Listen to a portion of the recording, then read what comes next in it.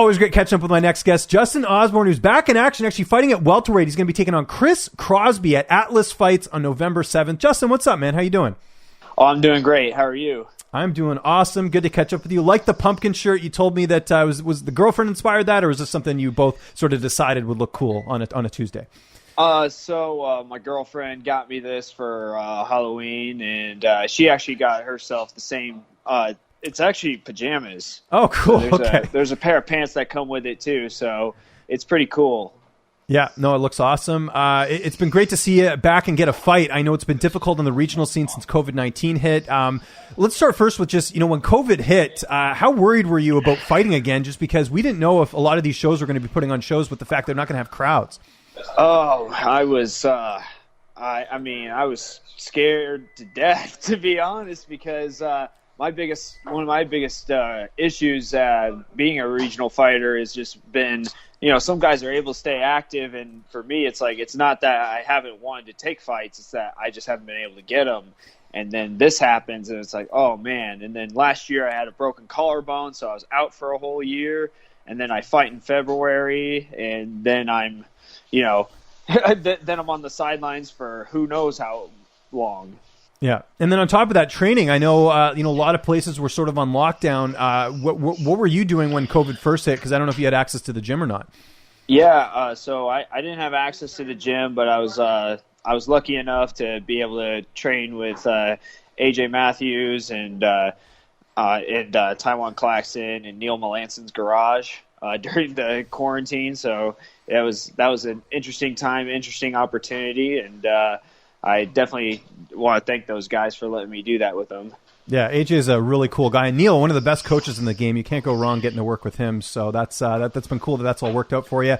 You mentioned your last fight, BFL 65. I'm so bummed I didn't get to see you fight live because that's literally like 30 minutes from my place where I live here in Vancouver. But next time in Vegas, we'll link up again and do some video games. Yeah. But I know the fight didn't go your way. What did you learn the most from that performance that you can bring into this fight?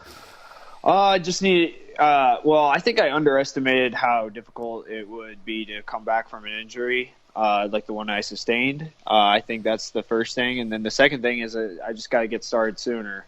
I just waited too long to get going. And then that's definitely one of the things I'm going to go into this fight with is just getting started sooner, before it's too little too late.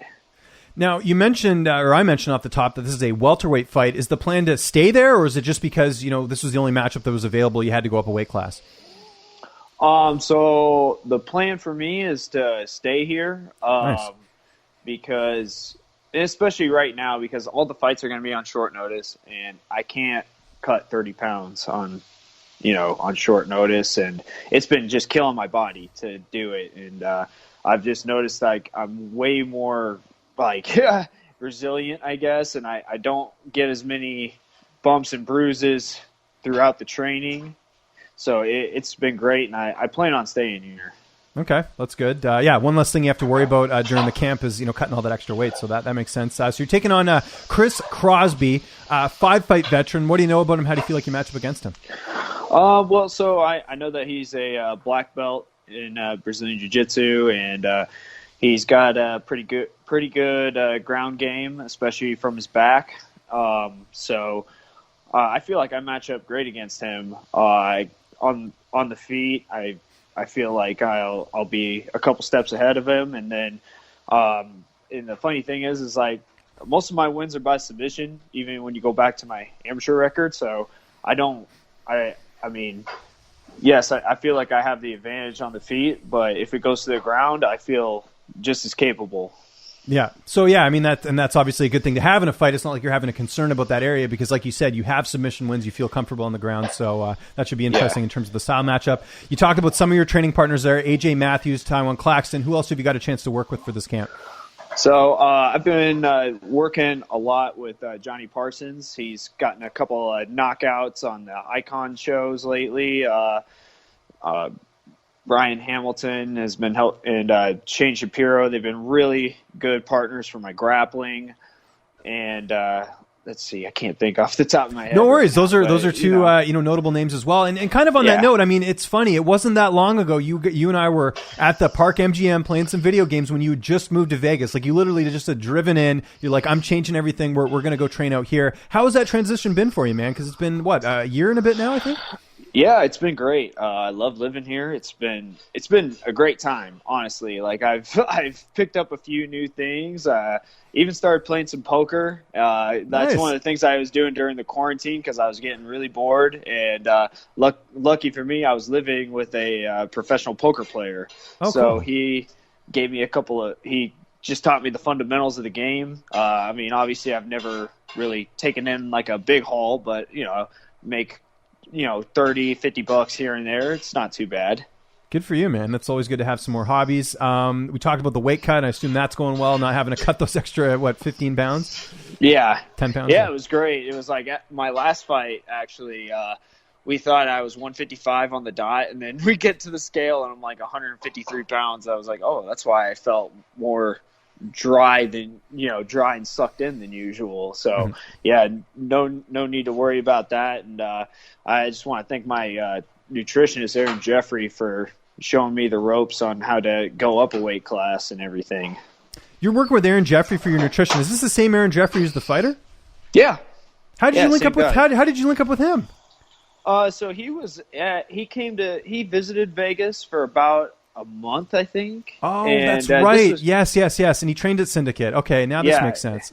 Yeah, and this was when my collarbone was broken. So, I got to know him. He's a really nice guy, and I knew he did the nutrition business as well. So, and I also know that he made the jump from welterweight to middleweight, which is another 15-pound jump. So I just started asking him questions because lightweight to welterweight's a 15-pound jump too, and it's totally different jumping up 15 pounds as opposed to just 10 pounds, right? So just asked him a lot of questions about that, and then we just started working together, and it's been fantastic. Very cool. Yeah, no, I know Aaron quite well. Interviewed him a handful of times. I was at one of his fights actually a couple of years ago when he fought for BTC. So it's crazy that just small world, man, how MMA is all connected that way, which is crazy. Right. On that same note, who's going to be in your corner for this fight? Mike Barnett will be in my corner, and possibly AJ Matthews.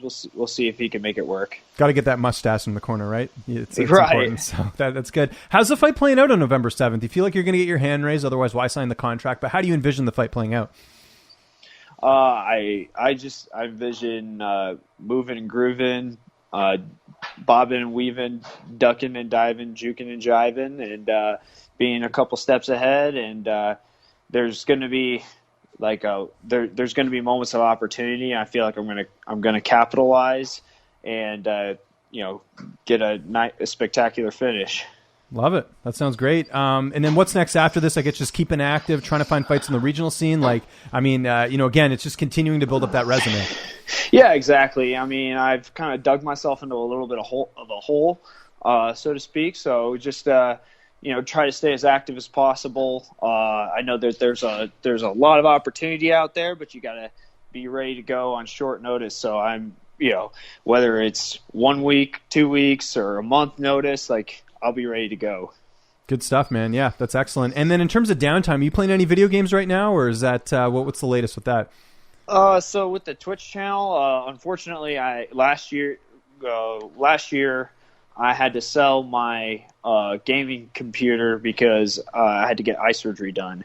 So there was that, and then for my other computer, the hard drive is toast. Oh, damn. So okay. I have to get that fixed before I try to start that up again. But like I said, on my spare time, I'm just kind of messing around with some poker for the most part. That must have been tough to get rid of the gaming system. I know you had to because you needed the money, but that's a bummer because I know you're a big gamer like I am. Yeah, it was a bummer, but you can always get another gaming system. That's true. It's not like they don't exist anymore. Yeah, that's true. Yeah, right. Yeah. So it's not like you can't get another set of eyeballs. Mm-hmm. Yeah, no, that's true. Yeah, when you put it that way, you're absolutely right. What about the artwork? Are you still doing a lot of drawing and things like that? Yeah, here and there. My schedule's gotten a little bit busier since I've been out here, so I haven't had as much time to do that. But I'm still, kind of drawing here and there. I post a lot of people's artwork on my Instagram story. So if you guys, one guy to check out is Shadow Rabbit Clay Guy. He makes these like miniature clay sculptures. He's so good. Okay, I'll be keeping an eye out for that. And didn't even ask you. I remember last time we spoke, I think you're doing some personal training in terms of like, actual work outside of fighting. What are you doing now for work? So for work right now, I still do some personal training here and there, but ever since the pandemic happened, like people don't really have the disposable income. Right. So I had to take a job, for our call center, answering calls, and it's good. It's working from home, but it's not why I moved out here. So. No, but you got to do what you got to do, right? You got bills to pay, so good for you, man. Yeah, I mean, exactly. And the best part is, like, they probably don't even know on the other line is a fighter. Like, if someone wants to piss you off, it's like, hey, I fight for a living. Exactly. Yeah, right. So you should just like remind people if they give you like a bad, customer experience or whatever. Right, and I mean, I wish people could hear what I hear on a daily basis. Like on the other end of the line, people have said all kinds of crazy things. I mean, it's been quite the experience, to say the least. Well, it's got to be, you can get all that frustration out in the cage coming up here November 7th. Yeah, it is Atlas Fights. Justin, always appreciate you keeping me in the loop with your career and getting a chance to talk to you, man. I always love catching up with you. Just remind people where they can get a hold of you on social media, and if you got any sponsors or shout outs, I'll give you the last word. So on my social media, it's Justin_the Machine MMA on Instagram, and then on Twitter, it's just the Machine MMA. And I want to give a quick shout out to Makotech mouth guards. They make the best mouth guards in the business, and it's always great to have those custom fitted mouthpieces. And Elite Medical Center, they help me out with my medical tests for fights because those can add up really quick for the costs of that. I just want to thank all my training partners and coaches at Syndicate MMA.